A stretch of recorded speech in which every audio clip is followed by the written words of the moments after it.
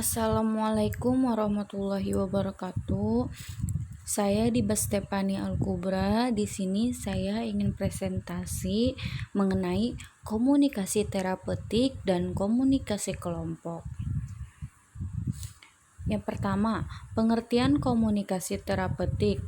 Komunikasi terapeutik adalah suatu sarana bagi perawat dalam menjalin hubungan saling percaya, sehingga dapat meningkatkan citra yang baik bagi tenaga kesehatan, khususnya untuk profesi keperawatan. Komunikasi merupakan sesuatu yang sangat penting bagi perawat dalam berinteraksi dengan pasien. Yang kedua, tujuan diberikan komunikasi terapeutik pada klien. Tujuan komunikasi terapeutik adalah membantu pasien memperjelas dan mengurangi beban perasaan dan pikiran, membantu mengambil tindakan yang efektif untuk pasien, membantu mempengaruhi orang lain, lingkungan fisik, dan diri sendiri. Yang ketiga, prinsip dalam bidan melakukan komunikasi terapeutik. Yang A, di sini ada hubungan bidan dengan pasien, hubungan antara bidan dengan pasien atau psikolog dengan klien merupakan hubungan terapeutik yang mana sama-sama saling menguntungkan.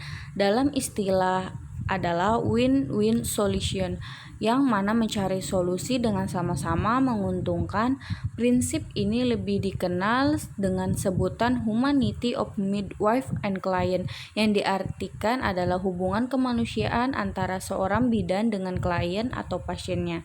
Yang B, menghargai pasien. Dalam prinsip ini, seorang bidan atau psikolog alias terapis adalah seorang yang dapat memahami apa yang dimiliki oleh seorang pasiennya, entah itu dari kelebihannya maupun kekurangannya, karena setiap manusia diciptakan selalu memiliki keunikannya masing-masing, yang mana harus dihargai. Tak hanya itu, seorang bidan juga harus memahami karakter yang dimiliki oleh pasiennya. Yang C, ada menjaga harga diri. Prinsip komunikasi terapeutik yang ketiga ini sama halnya dengan prinsip sebelumnya, yang mana menghargai dan memahami apa yang dimiliki oleh setiap individu, sehingga seorang bidan harus dapat menjaga harga diri seseorang yang menjadi pasiennya. Selain menjaga harga diri pasiennya, juga perlunya ada menjaga harga dirinya sendiri. Dengan menjaga harga dirinya sendiri, maka dia tidak akan dianggap rendah oleh pasiennya. Yang D, ada saling percaya. Dengan saling menjaga dan menghargai apa yang dimiliki setiap individu, maka akan timbul rasa saling percaya antara perawat dengan pasien. Namun sebenarnya rasa saling percaya ini harus dilakukan sejak awal, alias untuk mengawali proses komunikasi. Dengan begitu kita dapat berkomunikasi terapeutik dengan baik dan benar, tanpa adanya saling menyinggung satu sama lain. Kita dapat saling percaya dengan memulai cerita dan masalah yang dimiliki oleh pasien, kemudian mencari solusi terbaik bersama-sama.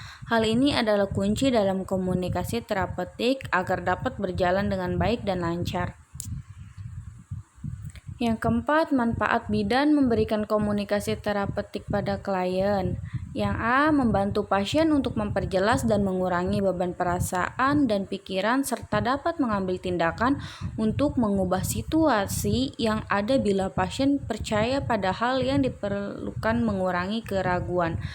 Membantu dalam hal pengambilan tindakan yang efektif. Yang B, memberikan pengertian tingkah laku pasien dan membantu pasien mengatasi masalah yang dihadapi, mencegah tindakan yang negatif terhadap pertahanan diri pasien. Yang C, mengidentifikasi, mengungkap perasaan dan mengkaji masalah serta mengevaluasi tindakan yang dilakukan bidan. Yang D, memberikan pengertian tingkah laku pasien dan membantu pasien mengatasi masalah yang dihadapi.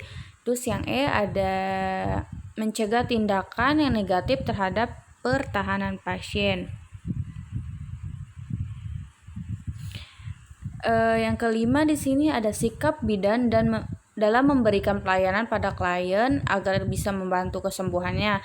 Yang pertama ada keikhlasan. Dalam upaya memberikan bantuan kepada klien, bidan harus dapat menyadari adanya nilai sikap dan perasaan yang dimiliki oleh klien. Bidan yang mampu menunjukkan keikhlasan yang tinggi baik secara verbal maupun nonverbal akan memunculkan kesadaran klien mengkomunikasikan secara tepat.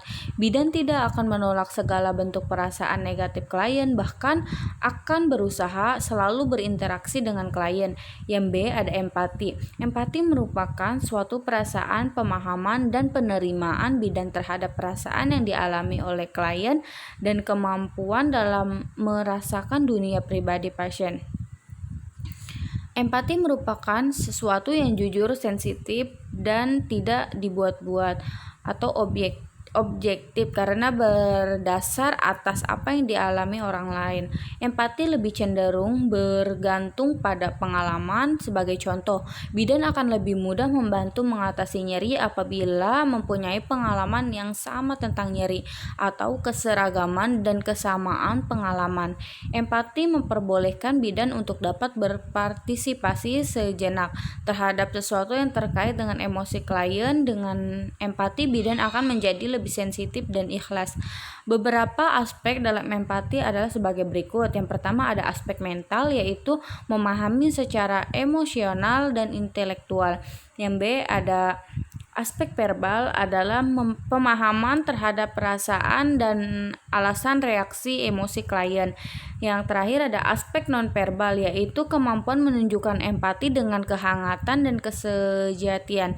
Kehangatan bisa dilihat dari sikap postur tubuh sebagai berikut: kepala duduk atau berdiri dengan tinggi yang sama, kondisi wajah, dahi rileks, mata gerakan mata natural, mulut rileks, tidak cemberut.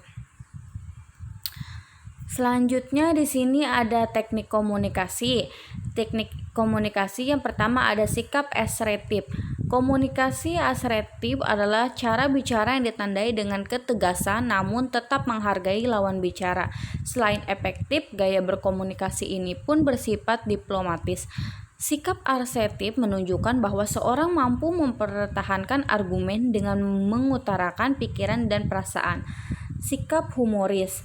Kata humor sendiri ialah sesuatu yang lucu, yang menggelikan hati, kelucuan, dan lain sebagainya.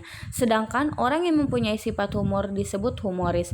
Jadi bidan harus mempunyai sikap humoris agar pasien tidak segan atau takut untuk berkomunikasi. Bidan dapat berkomunikasi dengan pasien layaknya teman sendiri, tetapi tidak juga menyinggung perasaan klien.